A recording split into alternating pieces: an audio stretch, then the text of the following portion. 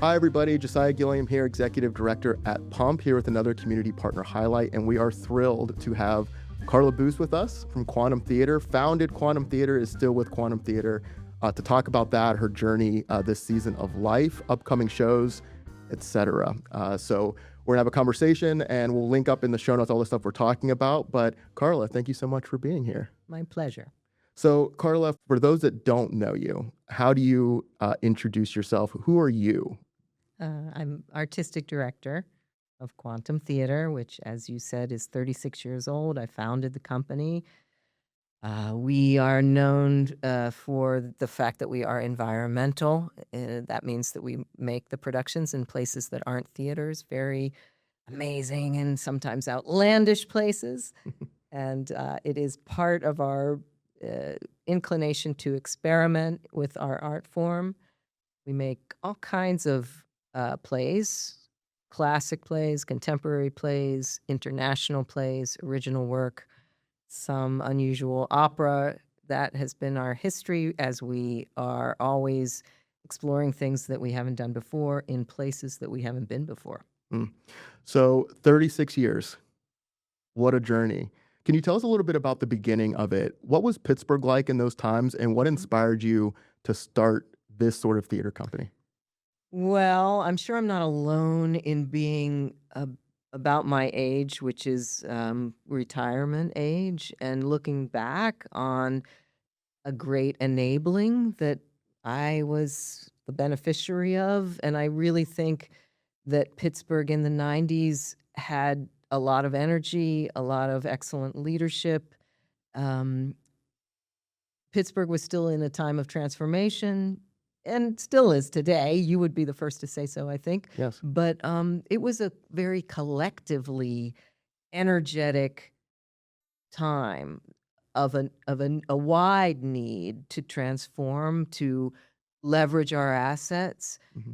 It was a time where you certainly could find the ear of lots of different kinds of people to speak about a good idea, a different idea, and get some support. I think you had to deliver on your idea, but if you did, there was an appetite, I feel. I hope it's all still true, Josiah. You know, like, I have a daughter who's probably close to your age, and she's lives here and works here, and there are new problems to solve. There are new alliances made and a new kind of energy, I hope. But Mhm. I really reflect a lot these days on how I benefited from getting the ear of folks back in 1990, if you can believe it, and going on a journey with growing support, and it's sort of being like a snowball.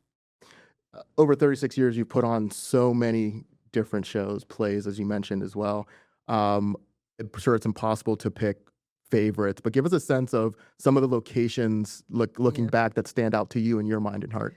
I mean, I do have ones that are favorite and memorable for so many reasons. I think a lot of people remember Tamara at Rodef Shalom, that Mm. amazing Henry Hornbostel facility, and how incredible that that congregation welcomed us, our audience, over 10 weeks, I'm sure, where we transformed, I think, 14 rooms of Rodef Shalom into the site for a play about Gabriele D'Annunzio and the artist Tamara de Lempisca in the 1920s. Mm. It had a giant dinner in the middle of the experience. The audience followed one of 10 characters through a journey that was like a wild, three-dimensional story. Yeah. That was a favorite. Yeah. I had a beautiful time making an original work from the great Nobel Prize-winning novel All the Names by José Saramago,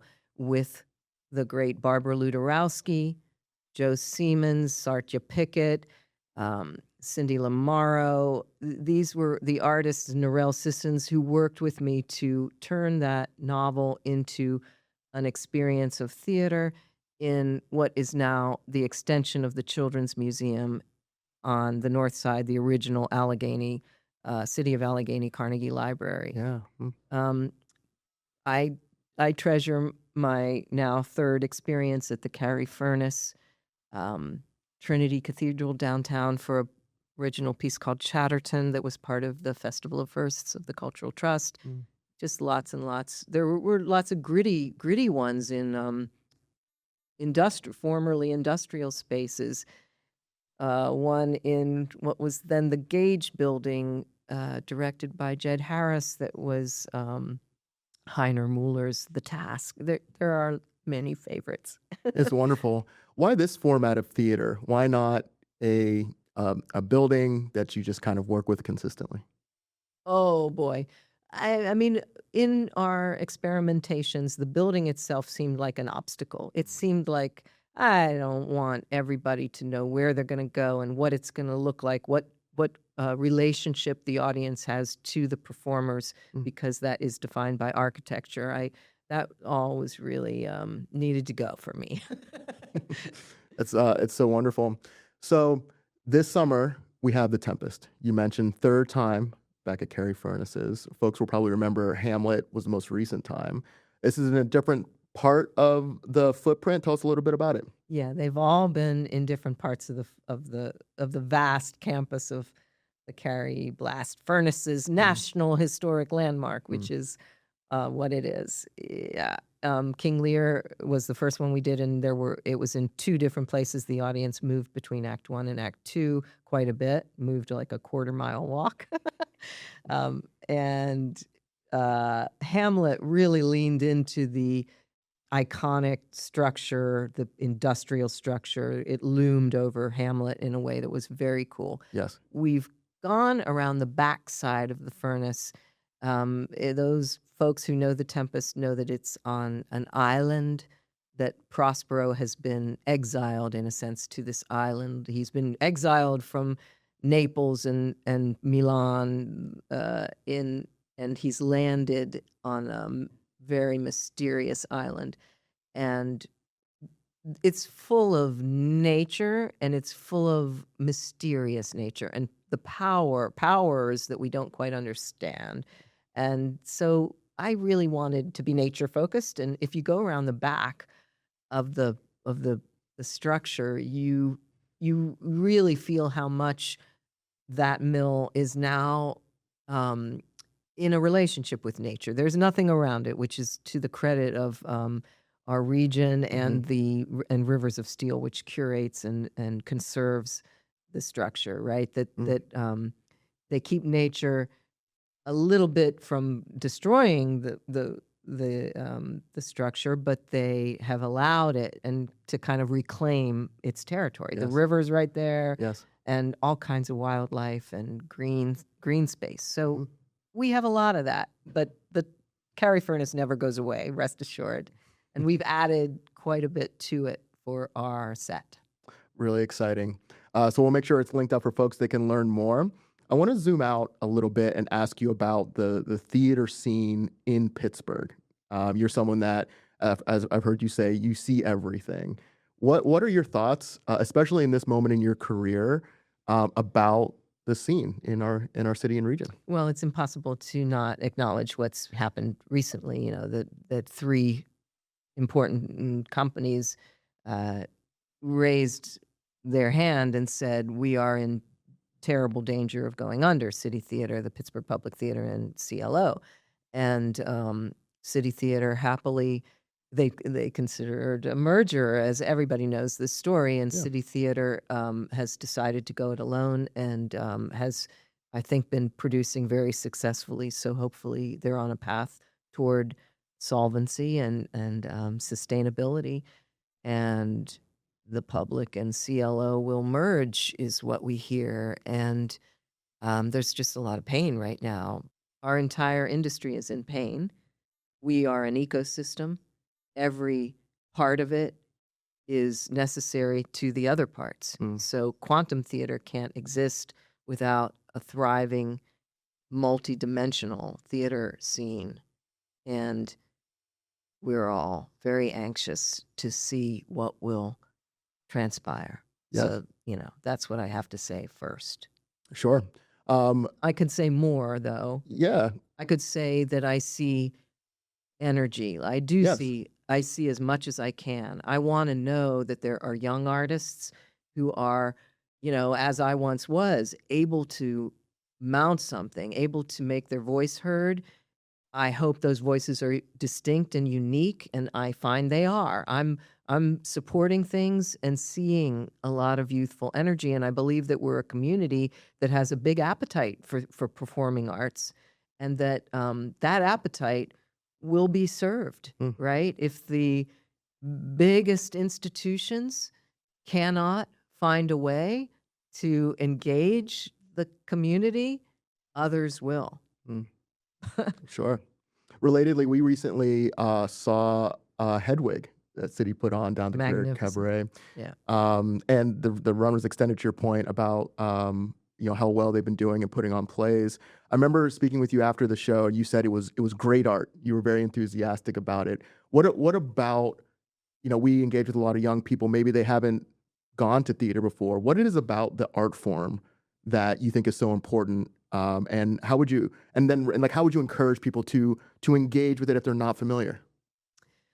Well, it's endured a very long time, right? We're talking Yeah. thousands of years in our Western civilization and in other civilizations around the world, right? So it's a flexible art form. It goes to our psyche. Yeah. Artists are a kind of conduit for our own feelings about life, our evolving feelings, our feelings about our present, our past, our future, right?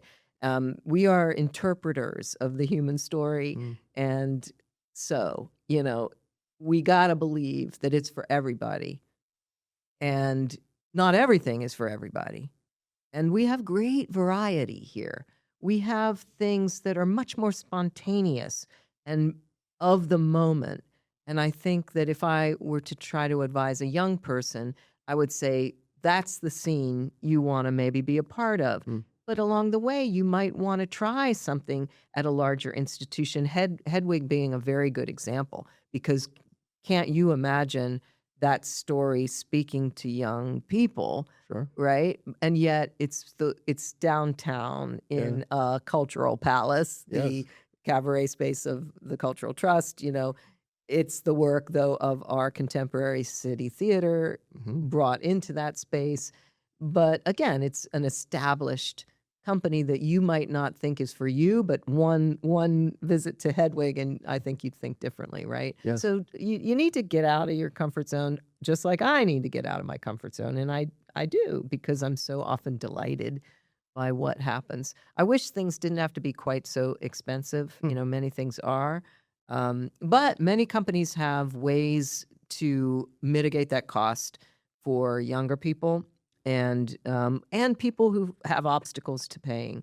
You just have to investigate them a little bit. We have an artist price, Mhm. we have a student price, and we have pay what you can nights at Quantum. Mhm. And the way to maybe access that is to get on the email list of these companies. We all do still use email as well as social media to promote and reach.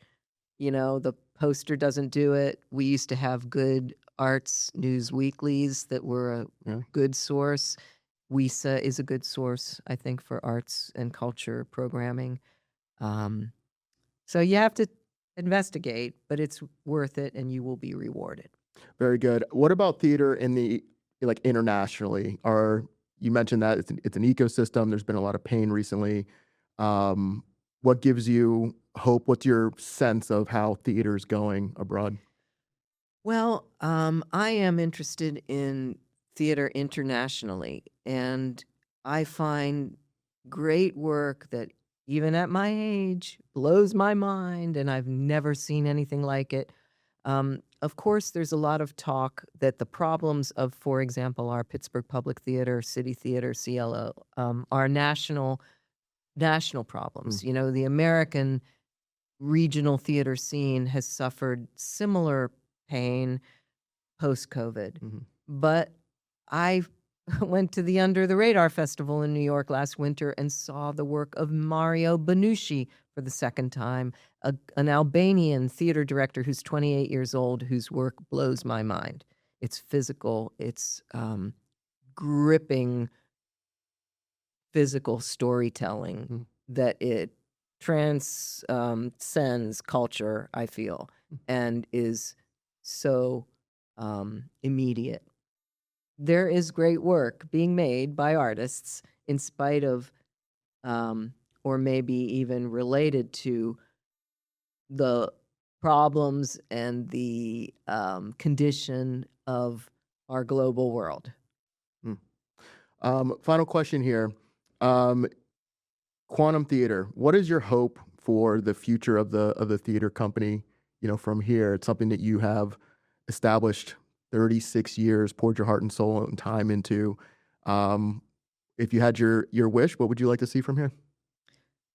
I think quantum theater is defined by being art focused, right? The new artistic director who succeeds me, I hope, will lead in every way, working with the wonderful team that has been built at Quantum, but really lead with vision that puts the art first and foremost. It's very easy to be focused on all the institutional things that follow, but one has to just let that artistic journey unfold. I can't say what it will look like because it will be a different person's vision. I'm very grateful that mine has been given a platform to grow, to evolve. That's why great work has come. Also, some attempts that have not been successful. That's a part of achieving something, right? Everybody that achieves in any field, that's that it's a journey. So I hope that we'll all be surprised and delighted by what the future brings, and that it'll continue to contribute in a meaningful way to the ecosystem of this town that I love. Absolutely. Well, Karla, thank you so very much, not only just for your time today, but for all of the art for Quantum Theater and all these opportunities for people to engage with theater, with Quantum and the ecosystem, and really appreciate your time today. Thank you. All right. Thanks for checking out this video, guys. We'll make sure everything that was mentioned is linked up in the show notes, and we'll see you next time.